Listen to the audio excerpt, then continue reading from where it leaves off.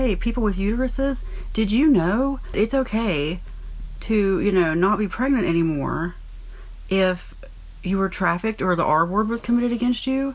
Did you know that's all you have to do is just prove that? All you gotta do is go to the cops and assume they'll believe you.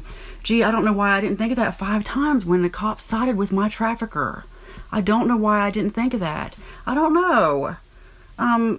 Gee, some people really just don't understand, do they? If you are telling someone, just go call the cops or just report the R word, that probably means you've never tried to report the R word before. People think that the person who commits the R word, or the person who traffics you, is usually some stranger, they approach you on the street. No, it's usually your domestic partner. The area where I live in, I can tell you right now, everybody knows for a fact that if you call the cops about a DV situation, you're both going to jail. And these days, all it takes is a mugshot to ruin your life. Police departments are getting sued over it right and left. So this whole argument, well, just let the cops do it. Oh my God. Some of you live in magical fairy dust, unicorn, puppy land where everything just roses and sunshine all day long, huh?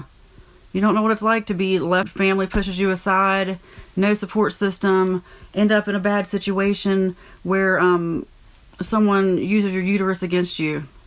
Good for you. You wouldn't be able to survive what I've been through.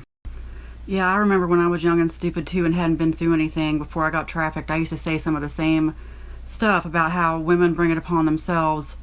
Should have just said no. You shouldn't have put yourself in that situation. You have a lot to learn, little girl. Karma's coming for you. Okay, so the fact that I was trafficked and the R word make it different, right? So that means that you must live in that magical land of unicorns and puppies and perfect world where the cops always believe you. I was trafficked before revenge porn laws existed. And since I've been on TikTok, I've informed hundreds of other people that they were trafficked the same way, people who didn't know. I don't think you understand the concept of survival sex. You see, at the time when I was being trafficked, it was a DV situation. The cops 5 times went along with him, even though one time they saw him violently, verbally assaulting me in a laundromat, and then came to me and were going to arrest me for it. You may argue, well, let the cops arrest you. That would have helped. No, it would not have helped me. I would have ended up dead that way. This man, he had been my ex-boyfriend. I don't even know why I'm explaining, because the next thing you're going to tell me that it was my fault.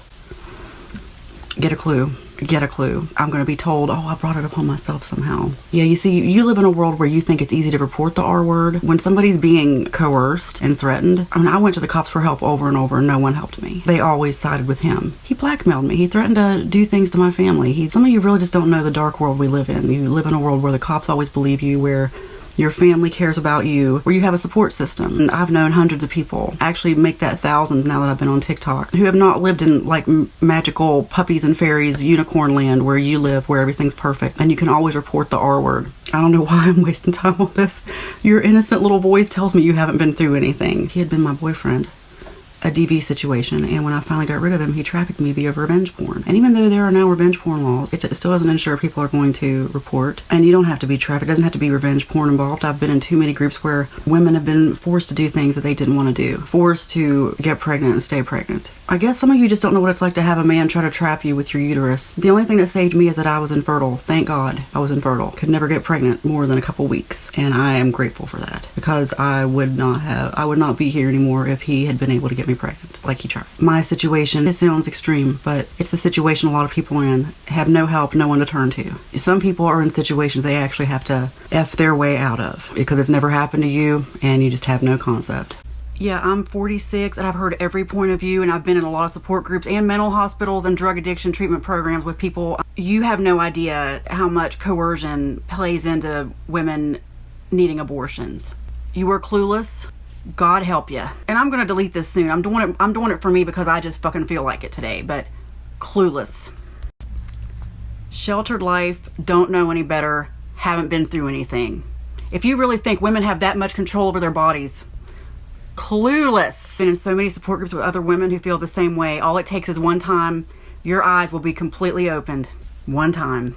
And yeah, I'm deleting this. I just really needed to fucking say this today.